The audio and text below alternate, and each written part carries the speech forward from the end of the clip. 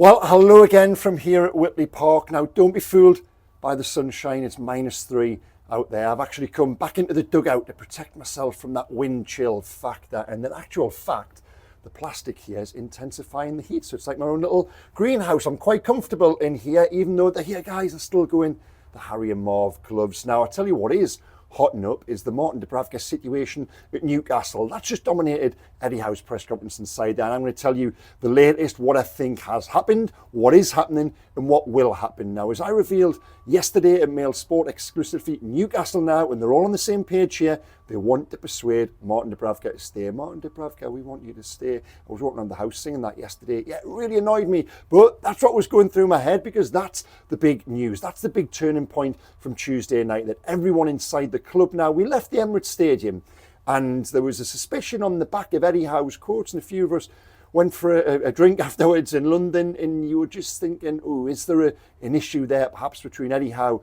and Paul Mitchell over exactly what happens with Dubravka? Eddie in the press conference had said he hadn't spoken to Paul Mitchell yet. He didn't know what was happening, but it would be his preference that Dubravka stayed. And there was just a little hint, like I say, that little suspicion of some tension there. Well, I can tell you that's not the case. Everyone, thankfully, we've been there in the summer, everyone going into January in terms of what happens with Martin Dubravka, they're on the same page. They're aligned on that. Mitchell and Howe want him to stay. There is no PSR benefit to be had to the club on this one, guys. I know various fees have been reported, 5, 6, 7 million. That's not the case. This does not move the dial on PSR. Yes, it would be removing Dubravka's wage if he did go to Saudi Arabia this month, but the footballing logic outweighs the business logic on this one. There actually is very little business logic, and everyone internally is agreed that for the club, it is best that Martin Dubravka stays. Now, a month ago, when this was first floated, and could Dubravka leave to go to Saudi Arabia, only 6 months left on his contract,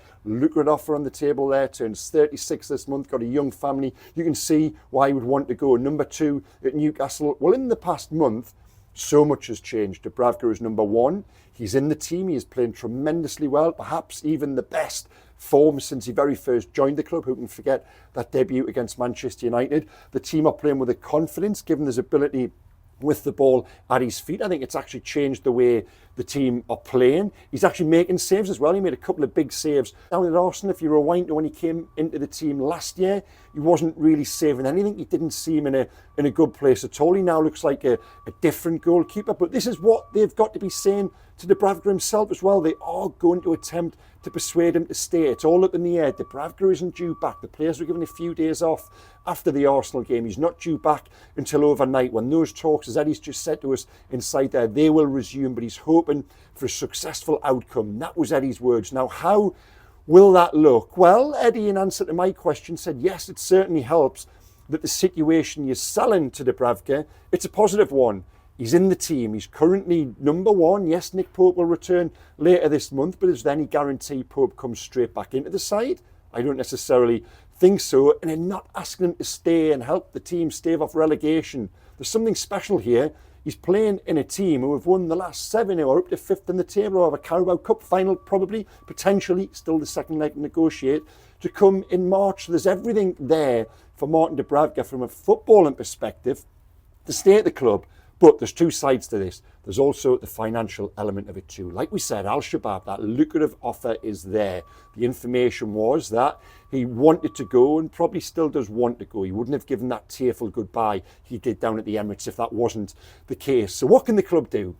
Well, Eddie said talks are ongoing and they've got to address that contract situation. Now, my information, which I wrote in the story yesterday, is that Martin Dubravka doesn't necessarily want a new contract that would be an extension. Why would he? It's quite a good place for a player to be if they are out of contract. When they're free to negotiate, they always get that little bit more money, don't they, when they do go on the old Bosman. Where is Bosman? Do Bosmans like this? Do we still call them Bosmans? We'll just call it a free transfer. So I don't think necessarily Dubravka wants more years, but if he is to stay at Newcastle between now and the end of the season, there would have to be some sort of financial reward. I think the perfect scenario would be that the offer on Saudi, the Al-Shabaab move, was still there come June. He stayed at Newcastle between now and the end of the season, and there was some sort of financial package put together to make up for that shortfall, which undoubtedly given the money on offer in Saudi Arabia, there would be if he stayed at Newcastle. So I think that is the ideal scenario. That is what they're going to pursue. And it's the right decision. I stood here 2 weeks ago and said Newcastle cannot let Martin Dubravka go. Look at recent history. Look what happened 2 seasons ago with Loris Karius when he ended up in goal in the Carabao Cup final. Vlachodimos is here, of course, but given what we've heard and certainly judging by selection, I think there's a little bit of a gap there between Dubravka and Vlachodimos. So why would you leave yourself in this situation if Nick Pope comes back and he's not back fully training yet? You know, he's still got to come back and prove that that knee is up to it. I don't think he's going to feature in any of the games next week against Bromley, Wolves on Wednesday or Bournemouth. It will be beyond that. It's Southampton when he's in contention for a return. So why would Newcastle let Martin Dubravka go? It's madness. He's playing well. He's Newcastle's player. He's got a contract till the end of the season. Yes, they've got to do what's right by the individual. I think that sends a message to the players in the squad. You know, they can't just play hardball and say, no, you stay here, whether you like it or not, but they've got to factor in that human element to it too. But certainly, they've got to keep Dubravka at the club. That is for the best of the team, absolutely, for the best of the squad, for now, for next week, for next month, all the way through until May. What's to say Nick Pope won't get injured again? What's to say Nick Pope actually comes back in and he is number 2 and they keep Dubravka as number 1, given how well he is playing at the moment? Certainly that determination to keep him. That's the right stance. That's the right approach. Will it happen? Let's wait and see. Now that's news on an outgoing that Newcastle don't want to go out. What about incomings? Well, as I reported in the confidential column yesterday, I'm really not expecting anything at all. The only situation that would change that is if one of those key players, one of those big players, got injured and Newcastle thought they had to act. Primarily, probably Alexander Isak. I think he is the one in the squad who is absolutely irreplaceable. So I wouldn't expect anything, guys. But talking to the goalkeeper situation, I reported this as well yesterday. Steve Nixon, the head of recruitment, he's been dispatched to watch James Trafford at times this season, the Burnley goalkeeper. He was there when he kept a clean sheet down at Middlesbrough recently. Newcastle really like Trafford. They came close to signing him last summer. It's one they will absolutely revisit in 2025. I don't think it will be this window, January, absolutely not. In fact, I think that's one for the summer, but expect him to go back into Trafford. He's got that ball playing ability. He's got the right profile, the right age for him to come in and compete with and eventually replace Nick Pope as that number 1, or perhaps even Martin Dubravka. But yeah, Trafford is one we really need to keep an eye on. Away from that, yeah, guys, in terms of what's happening right now, there's nothing on incomings. Well, I said there that an injury to Alexander Isak might prompt some drastic action in the transfer market, and so it should, by the way, if he did pick up a problem. But the good news is, and I reported this in the confidential column, that hamstring scare down at Arsenal on Tuesday night, he's okay, he's fine. Again, like the other players, he's not due back until overnight, back in training tomorrow ahead of the Bromley game, but he won't feature in the Bromley game. They're going to allow him that period of rest. But the good news is that he's fine. Eddie Howe said that they're hopeful. There's no issue there. He's currently working with a physio, but he's avoided serious injury. Likewise, Sven Botman. He reported a groin problem down at Arsenal, but I think that was just a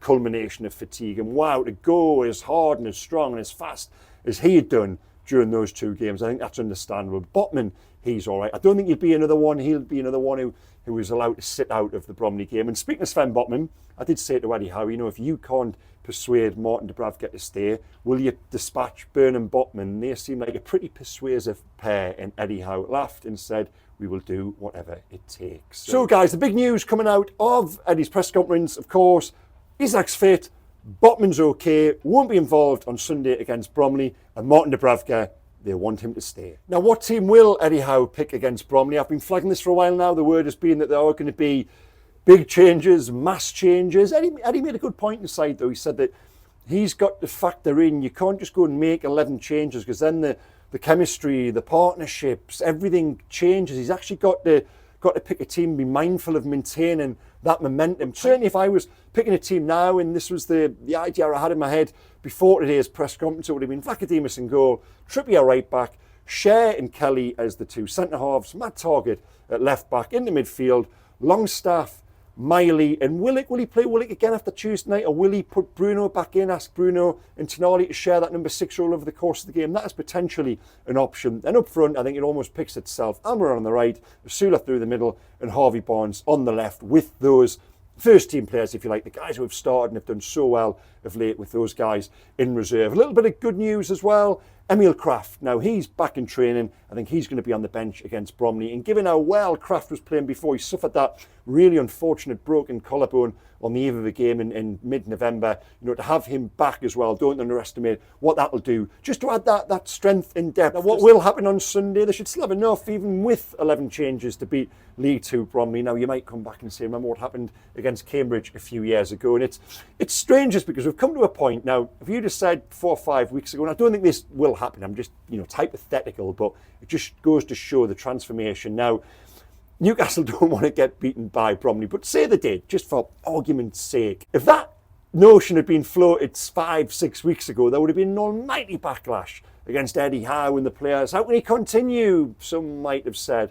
Well, they're in such a good place now, and with that Carabao Cup second leg on the horizon and pushing for Champions League football, well, there's almost a feeling that, do they need the FA Cup? Again, that's hypothetical. I just use it as an argument to sort of try and exemplify what a good place they are and how much excitement there is around the Carabao Cup and the Champions League push as well. But, of course, they're going to go and win it. Why can't they? There's no European football. Why not have as many opportunities as you possibly can to end that 70-year wait for domestic silverware? So I would expect them to pick. It's still a strong team. That 11 are named, even though I'm probably not now expecting the full 11 changes.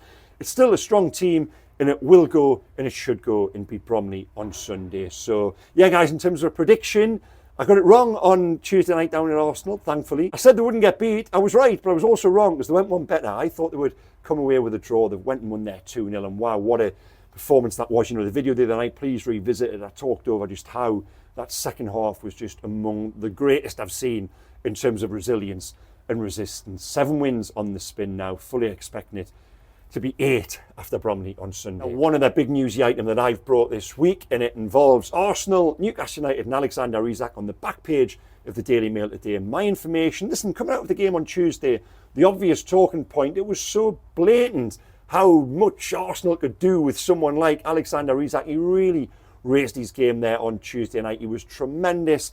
He's been playing well recently. That was a different level, and it was no wonder everybody left talking about, guys working down in London, colleagues who are based there covering Arsenal, left talking and writing about the potential of Alexander Isak at Arsenal.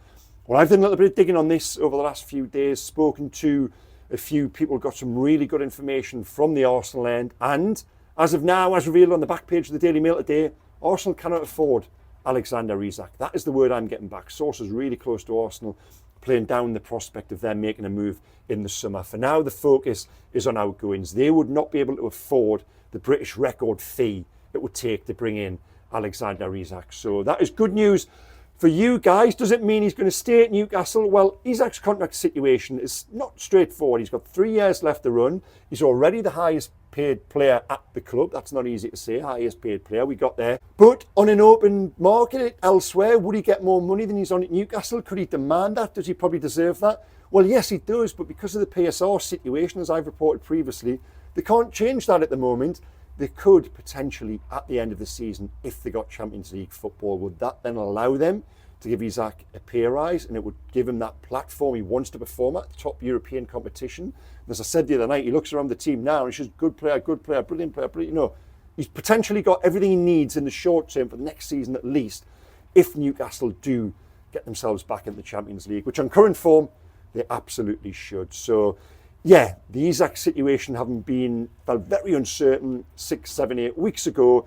Day by day now, I think the likelihood of him staying at Newcastle is increasing. And that is good news for you guys, and this has been a pretty good newsy reflection. How can it not be, given the recent form and the recent excitement and everything around Newcastle, that momentum? Even my throat's going, I've been talking that much about it of late. So that's probably my body telling me now is a good time to wrap up. I'll be back at the game on Sunday against Bromley. Thank you so much for watching. Like, comment, subscribe. Tell me below the line, what do you make of the Alexander Isak situation, the Martin Dubravka situation too? Who is number one, Nick Pope or Dubravka? You tell me. I know I did one of those hybrids there, Nick Pope. No, it doesn't quite work, does it?